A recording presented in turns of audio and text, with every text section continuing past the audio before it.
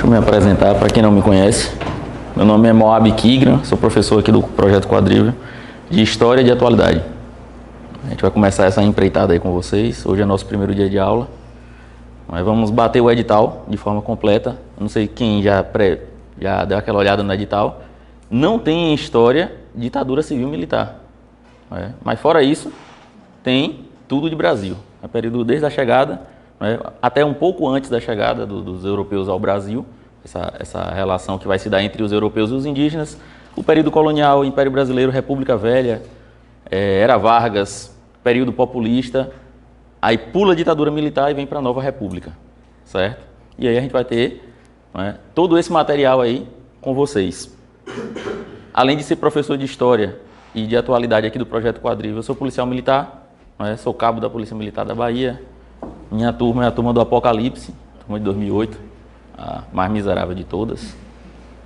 Eu tenho uns colegas aqui de 2008 que eu já estou vendo, certo? E aí a ideia é que essas vagas aí sejam todas nossas, beleza? 200 vagas, cabe todo mundo. Na verdade não são 200 vagas, são 199, que uma é minha, aí já sobrou da galera, beleza? E aí o que é que acontece? Trabalho com aula escrita. Às vezes a galera pergunta, mas professor, o senhor escreve um pouquinho, mas só escrevo pouco. Mas o objetivo é a apreensão do conhecimento. A aula em si é expositiva e também trabalho com questões. Então toda aula a gente traz algumas questões aqui para a gente debater em sala. Qual é o objetivo? Atingir o máximo de potencial de todas as pessoas. Tem pessoas que conseguem absorver o conhecimento apenas escutando, outras pessoas vendo e outras escrevendo. Como eu não sei qual é a forma de apreensão do conhecimento de cada um aqui, então eu trago todas as alternativas possíveis. Beleza? Então vamos lá. Se tiver dúvida, pode ir perguntando durante a aula. Viu? Nosso objetivo aqui é que acabe a aula sem dúvida nenhuma. Certo? Tem gente aí que tem muito tempo que não estuda, tem gente que estava estudando até um dia atrás. Então, a ideia é que todo mundo aqui acompanhe junto para a gente chegar no dia da prova 100%. O objetivo é gabaritar a prova. Não é, eu quero fazer 90, não. A gente vai fazer 100. Beleza? Então vamos lá. Período colonial é o período da história brasileira que vai da chegada dos europeus ao Brasil, dos portugueses ao Brasil em 1500, até o grito, às margens do rio Ipiranga em 1822, 7 de setembro de 1822, que é quando o Brasil se torna autônomo e independente de Portugal. Então esse período de 322 anos é o período que é chamado de período colonial, onde o Brasil se submetia às exigências da coroa portuguesa. O que é que aconteceu até a chegada dos portugueses ao Brasil? Como é que estava o mundo, principalmente o mundo europeu, nesse período? Então a gente tem que entender um pouco do contexto. Do nada os portugueses vieram ao Brasil? Não, houve toda uma logística para que isso acontecesse. Primeiro, a Europa saía da Idade Média, 1000 anos de Idade Média, desde a queda de Roma em 476, até a queda de Constantinopla em 1453. Então, 1000 anos, a Idade Média acontecia na Europa. O que era a Idade Média? A galera ficava escondida dentro das fazendas, dos chamados feudos, com receio de ataque dos povos bárbaros. Aos poucos, os povos bárbaros começaram a se cristianizar e deixaram de se tornar uma ameaça.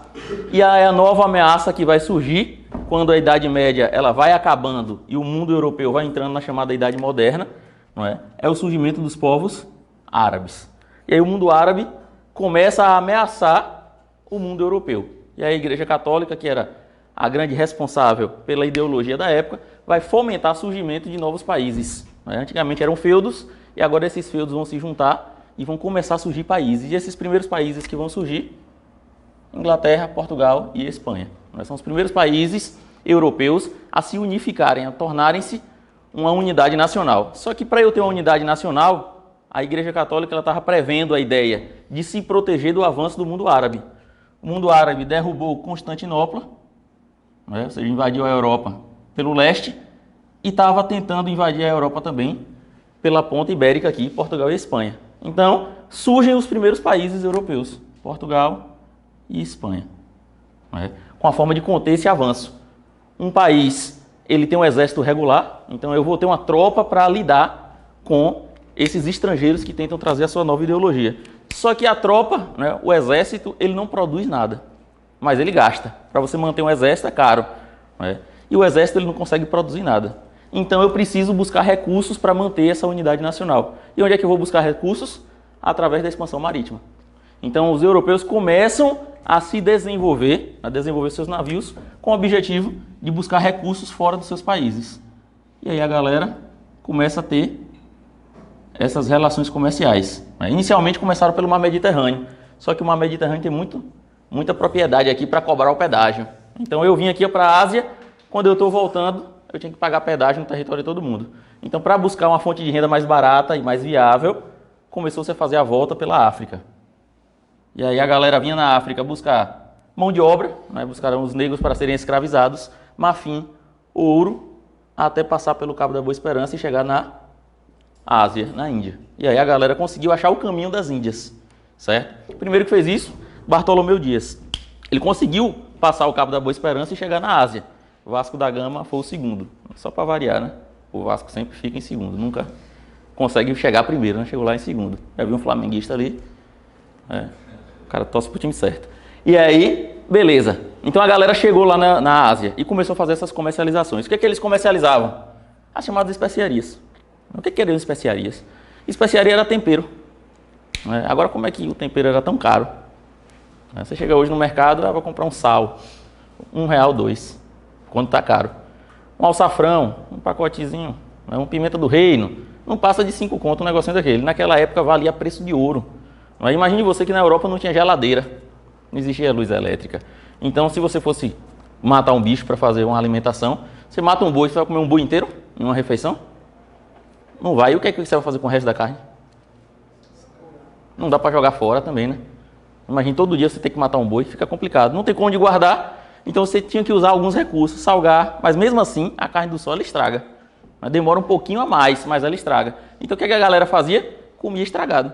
Só que dava aquele tempero por cima. Por isso que era viável essa ida de Portugal e Espanha, né? Essa rota comercial. Eles iam lá, voltavam e vendiam caríssimo aqui na Europa. Minha avó dizia que, além de tempero de comida ser fome, quem está com fome come qualquer coisa com farinha, com pimenta resolve. Então o cara está lá, aquela carne está estragada, joga uma pimenta por cima e vai, beleza? Então isso era muito viável. E Portugal ficou rico, mas Espanha, por conta da busca das especiarias na Ásia. Só que assim, muito caro fazer uma embarcação para ela dar essa viagem toda, isso aqui era caríssimo. Aí você ultrapassar toda essa barreira, e aqui o Cabo da Boa Esperança, né, o Cabo das Tormentas, era muito complicado. A galera aqui naufragava muito. Aí você fazia 10 navios, 2 naufragavam, chegava a 8. Quando voltava, mais 2 naufragavam, sobrava 6. Então, muito caro. E aqui na Ásia, a gente tem o árabe. O árabe é comercial, é comerciante. E aí o árabe chegava aqui, pegava 2 camelos, dava um copo de água para o camelo chegava aqui e chegava aqui. 2 copos d'água tá safo. O camelo não precisa nem de tanta água assim, né? Quem que você acha que gastou menos para poder ir lá na Ásia buscar especiaria? O português ou a galera árabe? O árabe gastou menos. E se ele gastou menos, ele cobra mais? Barato. Quebrou a economia de Portugal. Então essa concorrência desleal vai trazer uma certa crise ao comércio asiático. O que vai acontecer? Eles começam a fomentar a criação de novas rotas comerciais. E aí a Espanha contratou um cidadão, colombiano, Cristóvão Colombo, que ele era italiano, mas não existia Itália ainda. E aí Cristóvão Colombo, navegador, ele aceita o desafio de receber um dinheiro para buscar uma nova rota comercial. E agora imagine você, que antigamente o pessoal achava que a Terra era plana. Hoje em dia também algumas pessoas. A Terra sendo plana, a Europa está aqui, a Ásia está aqui. Eu fazia essa movimentação, chegava na Ásia. Não dava para ir direto, porque chegava no fim do mundo e caía. Mas aí Galileu e Copérnico dizem, não rapaz, a Terra é redonda. Se do lado de cá eu tenho Portugal está aqui, a Índia está aqui, e a Terra ela é redonda, quem está do lado de Portugal? A Índia falou, olha rapaz, ao invés de fazer isso aqui, a Índia vai estar mais ou menos aqui. Só eu fazer isso. E aí Colombo falou, pronto, tá safo, já que a Terra não é mais plana, agora ela é redonda, todo mundo já sabe, eu vou buscar uma rota comercial mais rápida, Mas a pergunta é a seguinte, beleza, Galileu lá fez a conta matemática dele doida, mas Copérnico, e disse que a Terra não era plana, era redonda. Mas quem é o primeiro que vai dar essa volta? Colombo falou, rapaz, se você me pagar, eu vou. Os caras pagou, Colombo veio. E aí Colombo veio e achou terras. E aí achou o povo, deu o nome de índios, porque achar que era da Índia, achei as Índias. Depois perceberam que não era bem a Índia que eles acharam um novo continente. Acharam a América. Beleza. Colombo achou a América. Os pioneiros na expansão marítima são Portugal e Espanha. Então Portugal e Espanha se reúnem, dividem o Novo Mundo pelo Tratado de Tordesilhas. Tratado esse assinado em 1494. Assinaram o Tratado de Tordesilhas e a partir de agora o Novo Mundo, que foi descoberto, não é? Seria dividido por uma linha imaginária e dessa linha a leste pertenceria a Portugal e da linha para oeste pertenceria a Espanha. O Tratado de Tordesilhas foi isso. O que tem de interessante com o Tratado de Tordesilhas? Ele foi assinado em 94. E aí, lá na quarta série para a quinta série, para o nosso professor de história, não é? Antigo, ele dizia o seguinte, que Cabral chegou desavisado ao Brasil. Não é? Mentira. Como é que Cabral chegou desavisado? Se Portugal já sabia que existia terras, Cabral veio olhar como era essa terra que foi conquistada. Não é? A galera dividiu a América sem nem ter noção do que era a América. E aí, quando Cabral ia fazer uma viagem à Índia, o rei falou, Cabral, tu chega lá e vê como é a nova terra nossa. E aí Cabral fez isso aqui, ó, veio para o Brasil para depois ir embora, certo? Então Cabral ele veio sabendo que o Brasil existia. Não sabia o que tinha aqui, mas ele veio dar aquela conferida. E aí, em abril, 22 de abril de 1500, Pedro Álvares Cabral pisa em terras brasileiras, né? Vai chamar Terra de Santa Cruz, Ilha de Santa Cruz, Ilha de Veracruz, Terra de Santa Cruz, depois chamou de Brasil por causa do pau-brasil. Né? E aí o Brasil foi achado, não chegou a ser achado, né? Já tinha população indígena morando aqui. E aí tem toda uma historiografia que briga por isso aí. Né? Afinal de contas, o mundo ele não existe a partir da visão europeia. E aí existiam várias populações indígenas, há mais de 10 mil anos habitantes, né? Já habitavam aqui o território da América que foi colonizada por Espanha e por Portugal. Então a galera chega aqui e aí o primeiro registro histórico escrito sobre documentação, né, acerca daquilo que era o Brasil vai ser escrito por Pero Vaz de Caminha. Ele chegou aqui, olhou e falou, rapaz, ó, Brasil, beleza. Não é? O que é o Brasil? Não achei ouro, não achei prata, não achei nada interessante para a gente explorar. A única coisa que eu achei aqui foi muitas águas. Então qualquer coisa que for para plantar, ou seja, para agricultura, tá beleza, porque tem águas, tem rios, tem lagos, né? Mas ele não achou nada interessante. E ele ainda disse que a única coisa que ele viu de interessante, né, foram as pessoas mostrando as suas vergonhas. Ou seja, todo mundo nu no Brasil. Né? Se viesse hoje, mudava muita coisa não. Todo mundo nu ainda. Beleza? Isso foi a chegada dos europeus ao Brasil. Beleza. Portugal descobriu o Brasil, deu uma olhada, não tinha nada interessante, continuou com o ciclo das especiarias e praticamente não se interessou muito pelo Brasil. Né? Perceberam mais tarde que vai ter uma árvore aqui no Brasil que tem uma tintura, quando você arranca a casca tem uma tintura interessante. Não é? Lembra que os primeiros países a se formar na Europa foram Portugal, Espanha e Inglaterra. E por que a Inglaterra não participou desse processo de divisão? Não é? Ficou excluída porque a Inglaterra passava pelo processo de revolução industrial. Não é? Ele estava desenvolvendo as máquinas para a máquina aumentar e produzir em grande escala. Então, nesse processo de industrialização, não é? Que a primeira indústria que vai ser criada vai ser a indústria têxtil, ou seja, a indústria de pano, né? De roupas e tudo mais, de tecidos.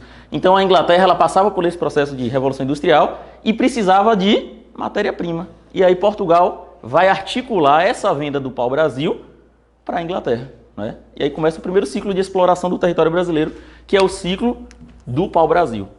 Nesse período do ciclo do pau-brasil, e aí as provas sempre gostam de cair sobre isso, é denominado de período pré-colonial. Está dentro do período colonial, mas não existe uma colonialização de fato do território brasileiro. O que vai acontecer? O português ele vem ao Brasil, ele explora o pau-brasil e vai embora. Então, duas coisas que a gente não vê no período pré-colonial. Não tem ocupação, não existe ocupação do território brasileiro, ninguém fica aqui, e não tem escravidão.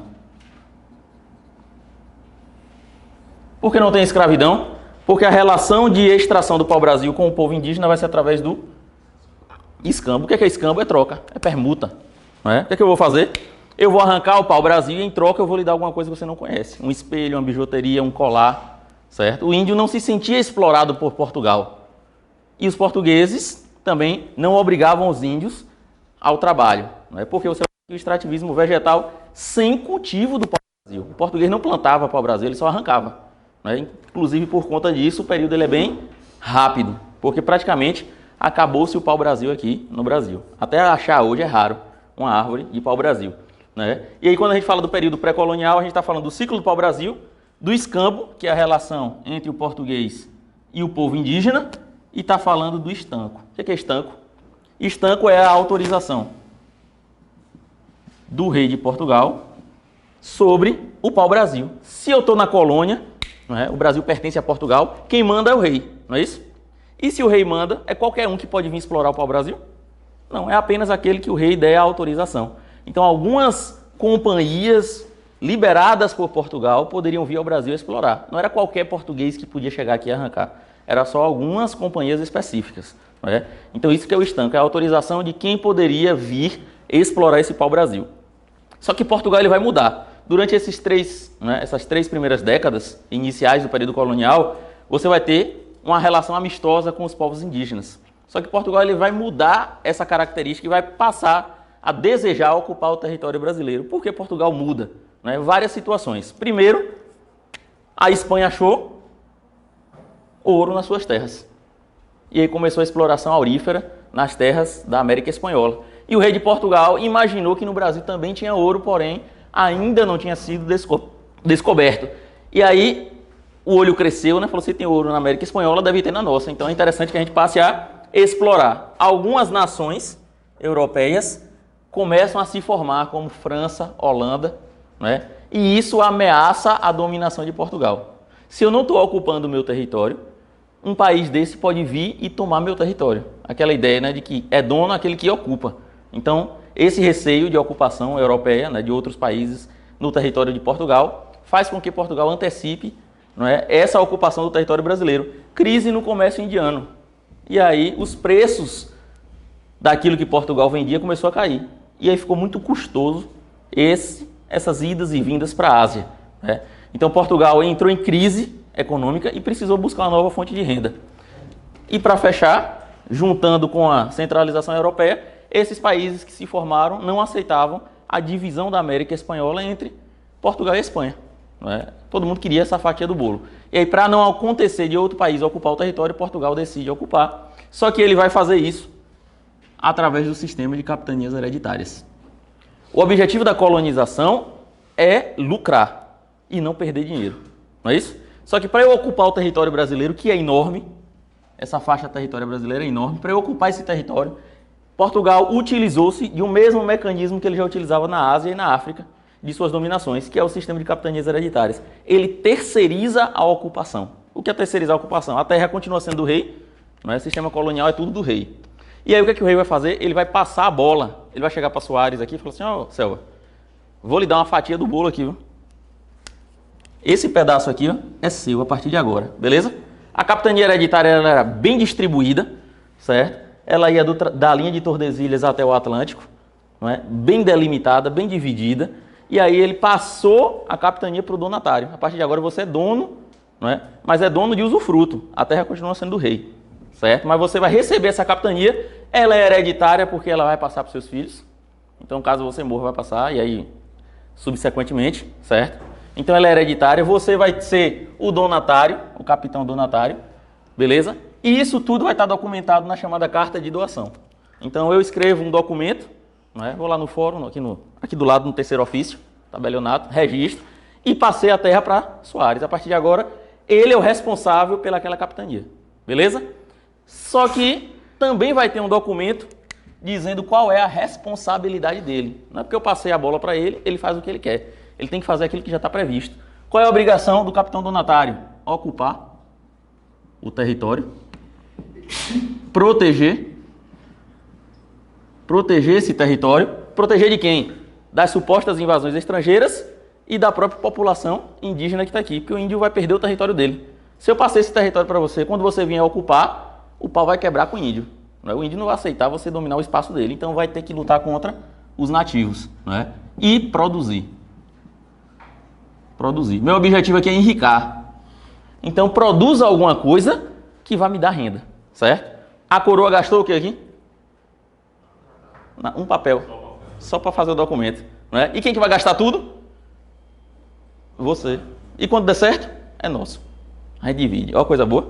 Isso é capitania hereditária. Falou em capitania hereditária, a gente está falando de lucro sem gasto. Para Portugal. Portugal jogou na conta do capitão donatário. Foram divididas 15 lotes de terras, 14 capitanias e 12 donatários. Ainda teve 2 donatários que pegou 2 capitanias, como por exemplo Martim Afonso. E quando a gente fala de capitanias hereditárias, 2 apenas prosperaram. São Vicente e Pernambuco. Pernambuco é Pernambuco mesmo. E São Vicente é onde hoje é São Paulo, Minas, um pedaço do Espírito Santo, aquela região ali. Foram as 2 capitanias que prosperaram. E prosperaram em quê? Produção de cana-de-açúcar. Um dos motivos dessas 2 capitanias prosperarem é porque os capitães donatários vieram para o Brasil ocupar suas capitanias. Duarte Coelho e Martim Afonso eles vieram. Inclusive Martim Afonso é quem vai trazer as primeiras mudas de cana-de-açúcar para serem plantadas no Brasil. E aí Portugal enricou muito com a produção de açúcar, mesmo das 14 capitanias apenas 2 prosperando. Mesmo assim, foi muito rentável para Portugal durante esse período. Beleza? E aí os capitães donatários readministram através do sistema de Sesmaria. Soares recebeu uma capitania aqui e veio para o Brasil. Chegou aqui e falou, ih rapaz, Mata Atlântica, densa. Indígenas, barreado, os índios alterados.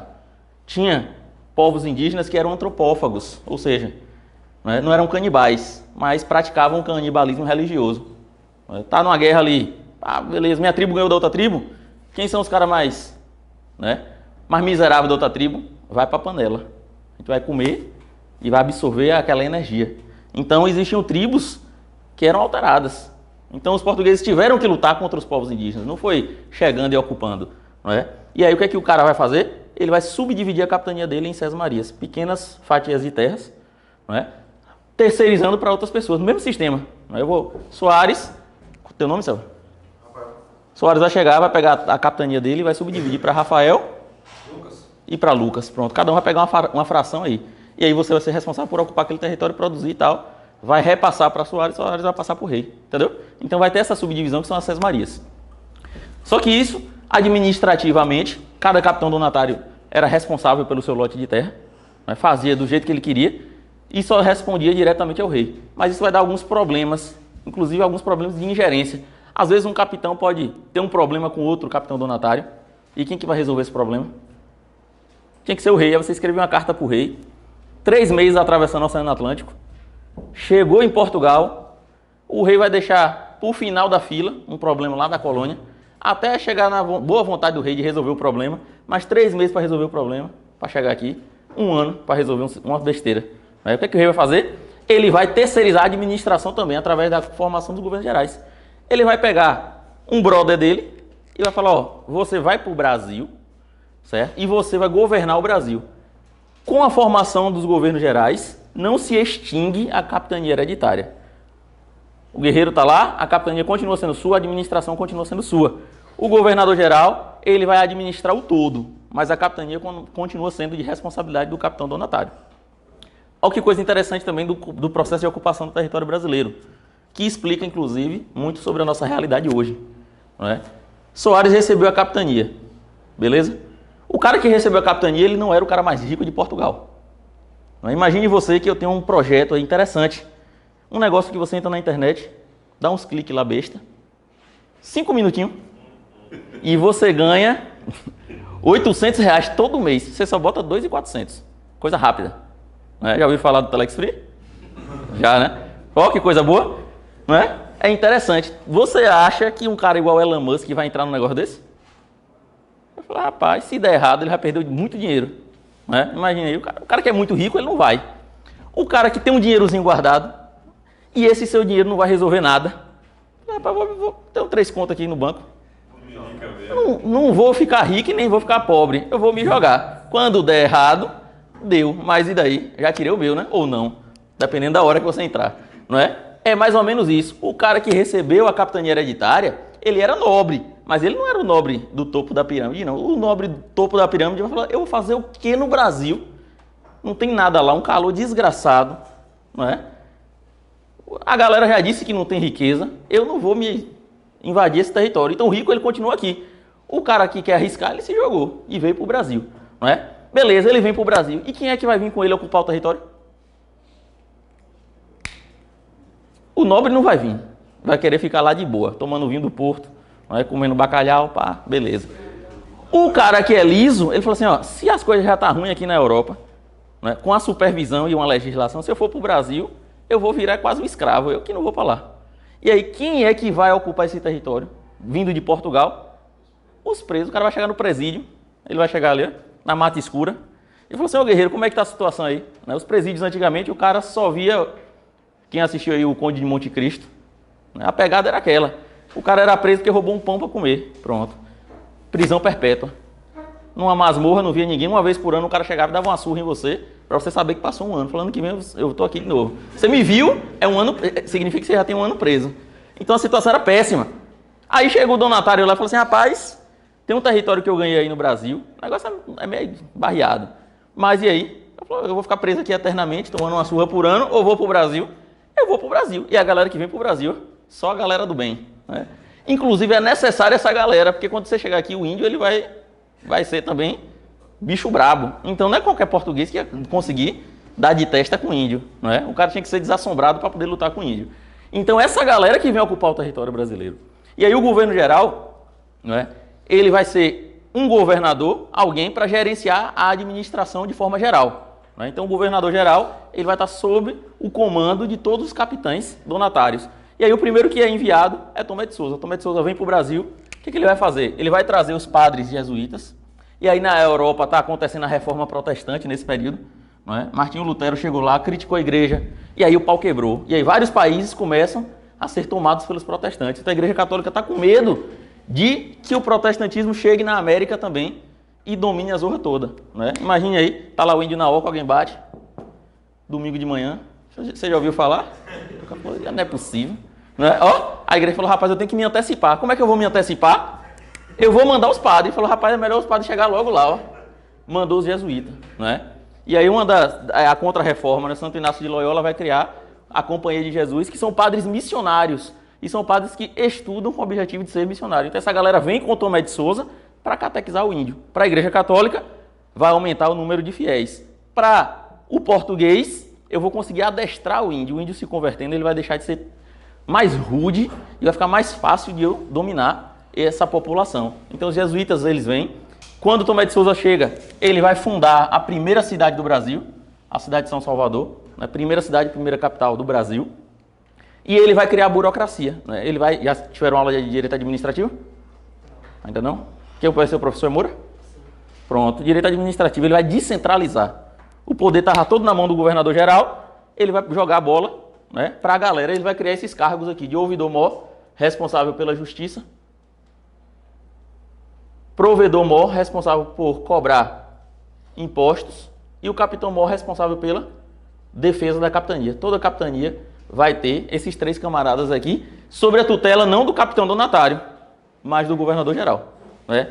Então, vai ser a representação do governador geral dentro da capitania hereditária. Então, ele vai criar essa burocracia. Vai acontecer algumas situações com o Tomé de Souza, né? Uns padres vão acusar ele, dizendo que ele estava se aproveitando das Índias e tal. Falou, rapaz, escreveram uma carta para o rei, falou, rei, a gente que é católico e tal, Tomé de Souza está aproveitando que as Índias estão tudo nu aqui e está na esbórnia, viu? E aí o rei falou, eu não quero brigar com a igreja, recolhe Tomé de Souza. Inclusive, o cara que denunciou Tomé de Souza era o bispo Sardinha, não é? Ele foi convidado a se retirar, para não dizer que ele foi expulso do Brasil, antes de Tomé de Souza cair. Quando ele estava indo para Pernambuco, para de Pernambuco ir para a Europa, o navio dele naufragou misteriosamente, né? Essas coisas acontecem no Brasil, né? O cara que foi mandado embora, porque estava criticando o governador geral, aconteceu uma sabotagem no navio, o navio naufragou, ele caiu no território dos caetés, os caetés eram antropofágicos, e aí a sardinha já caiu na farofa, ó, e aí jaz. O bispo Sardinha sobrou. Hã? É quase isso, não é? Virou o cara do grupo Wagner. É justiça, né? Como? Justiça. Ouvidor, justiça, provedor, imposto e capitão defesa. Beleza, ele sai, né, ele é destituído do cargo, vem Duarte da Costa. Aí Duarte da Costa veio para substituir Tomé de Souza. Quando ele chega, os capitães donatários vão dizer o seguinte: a galera que a gente trouxe de Portugal não é suficiente para desenvolver a economia açucareira do Brasil. Eu preciso de mão de obra. E a mão de obra que eu tenho aqui disponível são os índios. Só é pegar os caras e botar para trabalhar. Só que os jesuítas Os padres missionários, eles viam os indígenas não como alguém que deveria ser escravizado, né? Porque se os caras se convertem e se tornam católicos, eles não podem ser explorados. A Igreja Católica era a favor da escravidão do negro porque considerava o negro um indivíduo sem alma. Não é? Já o indígena não, ele tem uma alma, mas ele tem que aprender algumas coisas para se converter. Então os jesuítas atrapalhavam a exploração do índio. E aí a galera jogou para Duarte da Costa, ele vai fazer o quê? Expulsa. Ele expulsa os jesuítas do Brasil. Mandou os jesuítas embora com o objetivo de explorar a população indígena. Não é? Aí o que é que os indígenas vão fazer? Vão fazer um conchavo com os franceses e os franceses vão ocupar o território do Rio de Janeiro. Né? Os índios tamoios vão facilitar o processo de ocupação do território. A gente tem a primeira invasão estrangeira ao território brasileiro, que são os franceses, que chegam e ocupam o território onde hoje é o Rio de Janeiro em 1555, passam 10 anos aqui. Por conta da invasão dos franceses, o rei tira Duarte da Costa e nomeia governador-geral Mendes Sá. Mendes Sá vem com o objetivo de resolver o problema. Ele traz os jesuítas chegam lá, conversa com os indígenas, juntam indígenas, portugueses e jesuítas e expulsam os franceses, certo? E aí ele vai criar uma nova cidade no Brasil, que é a cidade de São Sebastião do Rio de Janeiro. A segunda cidade criada no Brasil, e mais tarde o governo geral vai ser dividido em dois. Aí você tem aqui a capitania do Brasil, no Brasil, o governo do Norte sendo sede em Salvador e o governo do Sul sendo sede no Rio de Janeiro. E aí passam a ter dois capitães gerais, né, dois governadores gerais a partir daí, e a administração do Brasil vai se ramificar. Isso aqui é uma questão administrativa. Além dessa forma de administração, a gente tem uma administração local, que é específica do Brasil, que são as câmaras municipais, né, que a gente vai ver daqui a pouco. Isso aqui é a administração geral. A prova do CFOA, a penúltima prova do CFOA, tinha uma pergunta bem assim, sobre a administração colonial no Brasil. A primeira forma de administração local foi, aí tinha a letra A, capitania hereditária, B, governos gerais e C, câmaras municipais. Falava de administração local. Aí o praça que me deu a prova falou, eu errei essa questão, Kigra. Por que eu errei? Falei, porque foi de vez. Falou, administração, capitania hereditária, letra A, marcou o X e foi para a próxima. Esqueceu que era local. Aqui é geral. Geral. Ou seja, do Brasil, todo local é específica. Né? A Câmara Municipal ela é responsável pela Prefeitura. Quem é responsável pela União? O governo geral. Né? São os presidentes, os deputados e os senadores. É mais ou menos dentro dessa dinâmica. Sociedade colonial. Como é que se dava a sociedade colonial? Essa galera veio para o Brasil. Né? Tinha os povos indígenas no território brasileiro. E mais tarde vão ser trazidos também os negros da África. Então o Brasil é essa miscigenação entre vários povos indígenas que habitavam o território brasileiro, vários povos negros que são trazidos da África para serem escravizados no Brasil e vários povos brancos, porque a gente tem a ocupação francesa, tem a ocupação holandesa, não é? Tem ingleses que vêm ao território brasileiro comercializar, vão ter mais tarde o imigrantismo japonês, chinês, italiano. Então o Brasil é formado por essa mistura entre várias nações, não é? Entre vários povos diferentes, beleza? Quais são as características da sociedade colonial? A sociedade colonial ela é patriarcal, que significa que o homem manda, não é? E as mulheres obedecem. A mulher falou, obedece, ela chega cabisbaixo. Vai chegar a sua vez. Aqui é só naquela época, vai melhorar. Daqui para frente vai melhorando, né? A obrigação das mulheres era ter meninos, né? Isso não é ruim, não. Ter filho é coisa boa, né? Pelo menos para mim que não engravido. Eu não sei para a mulher, né? Que vai todo aquele processo. Mas a sociedade é patriarcal. Quando eu digo que a sociedade é patriarcal, significa que as mulheres elas não participam das questões sociais e políticas, elas acompanham o marido, né? Quando podem acompanhar, beleza? Então são os homens que estão responsáveis por toda a administração colonial. A sociedade ela é católica. Tem espaço para outra religião? Não. O cara pode se converter ao protestantismo no Brasil? Até pode, mas não pode falar que se converteu. Porque senão ele vai ser caçado pelo governo, certo? Então a sociedade é católica. E o escravo, ele pode estar livre para expressar a religiosidade dele? Se o homem branco livre não está, imagine o escravo. E aí você vai ter a formação de algumas coisas, como algumas formas de sincretismos. Está lá o escravo fazendo uma reza lá para um orixá daqueles. E aí o senhor olhou e falou, você está fazendo o que aí? Então eu estou rezando para o santo não sei quem. Ó, aquela relação que a gente tem hoje, em que um santo ele representa também uma divindade, né, de matriz africana. Essa relação ela é criada por conta dessa proibição de você ter uma outra religiosidade